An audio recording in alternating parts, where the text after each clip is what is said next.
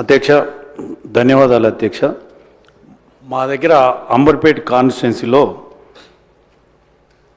మూసీ నది వరదల వల్ల మూసరంబాగ్ బ్రిడ్జ్ కొట్టుకుపోవడం జరిగింది అధ్యక్ష. అయితే 3 సంవత్సరాల క్రితము 50 కోట్లతోటి మూసరంబాగ్ బ్రిడ్జ్ ఫ్లైఓవరు పెద్ద ఎత్తున కట్టాలని నిర్ణయించడం జరిగింది అధ్యక్ష. అయితే గత 2 సంవత్సరాల నుంచి అక్కడ పని జరగక చాలా నత్తనడకతోటి పని జరగడం వల్ల మా అంబర్పేట్ ప్రజలు, అటు దిల్సుఖ్ నగరు మరియు మలక్పేటు, ఎల్బీ నగర్ ప్రజలు కూడా చాలా ఇబ్బంది పడుతున్నారు అధ్యక్ష. ఈ మున్సిపల్ శాఖ ముఖ్యమంత్రి గారు చూస్తున్నారు కాబట్టి తమ ద్వారా విన్నవించడం ఏంటంటే, ఆ బ్రిడ్జ్ తొందరగా కడితే ఇటువైపు అటువైపు ఉండే ప్రజలకు, అంబర్పేట్ ప్రజలకు, అటు మలక్పేట్ ప్రజలకు వినియోగంగా ఉంటుంది. ఆ తర్వాత అందరికీ లాభం చేకూరుతుందని తమ ద్వారా ముఖ్యమంత్రికి విన్నవించుకుంటున్నాం అధ్యక్ష.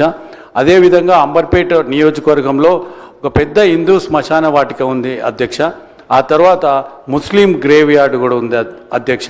అవి రెండింటిని కూడా డెవలప్ చేస్తే, ఇంత క్రితము మన టీఆర్ఎస్ గవర్నమెంట్లో శ్మశాన వాటికలు భారీ ఎత్తున డెవలప్మెంట్ చేయడం జరిగింది.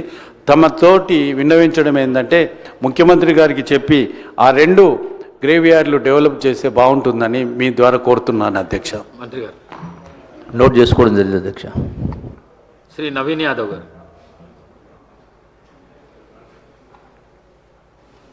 స్పీకర్ గారికి, డిప్యూటీ స్పీకర్ గారికి, గౌరవ ముఖ్యమంత్రి గారికి, మంత్రులకు, గౌరవ మంత్రులకు, సభ్యులకు, అధికారులందరూ కూడా నమస్కారం.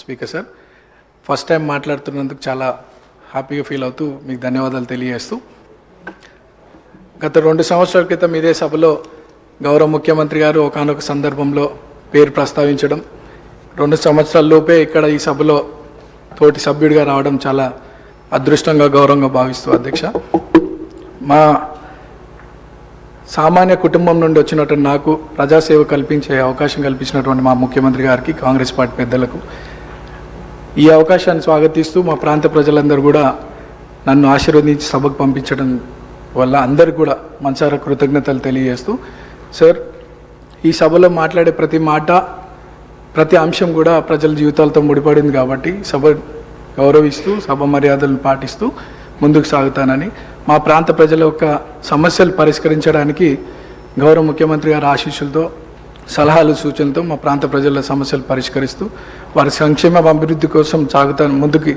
అదే నా లక్ష్యంగా పెట్టుకొని ముందుకు సాగుతానని. అట్లానే మా ప్రాంతంలో కృష్ణానగర్ అనే ఒక ఏరియా ఉంది సార్. దాదాపు 30-40 సంవత్సరాల నుండి అక్కడ వర్షాకాలంలో చాలా వర్షం వల్ల చాలా ఇబ్బందులకు గురవుతున్నారు ప్రజలు. మా మంత్రులు, అధికారుల దృష్టికి తీసుకెళ్ళినారు. అది పని కొద్దిగా ఆలస్యం అవుతుంది, తొందరగా పూర్తి చేయాలని ఒకటి సభ ద్వారా కోరుకుంటున్నాను.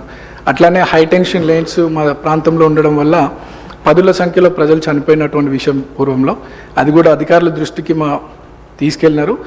అది కూడా అండర్ గ్రౌండ్ కేబులింగ్ ఫాస్ట్గా చేస్తే ఆ ప్రాంత ప్రజలు సురక్షితంగా ఉంటారనేది ఒక సందేశం మీ ద్వారా అందిస్తున్నాం అధ్యక్ష.